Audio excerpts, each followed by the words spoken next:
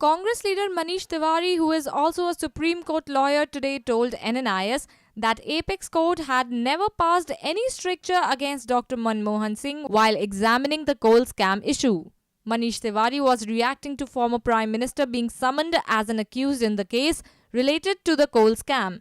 Most coal block awards made by Singh's government, which ran India for a decade, were overturned late last year by Supreme Court, which ruled the process illegal. Well, first of all, it needs to be understood that the Supreme Court, which looked at the entire issue of coal allocations, did not even pass a whisper of a stricture against the former Prime Minister or, for that matter, any other functionary of the UPA government.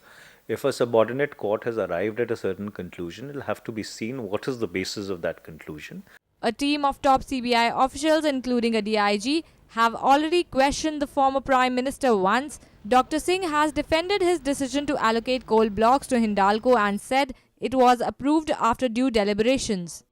But one thing which needs to be clearly underscored unambiguously is that there is nothing and nothing at all which the UPA did which did not conform to the norms of transparency and probity, and ultimately the judicial process and the entire paradigm of the legal processes will vindicate us. While Dr. Singh is first former Prime Minister to have been interrogated in any case, Manish Tiwari said several former Prime Ministers have had to face scrutiny.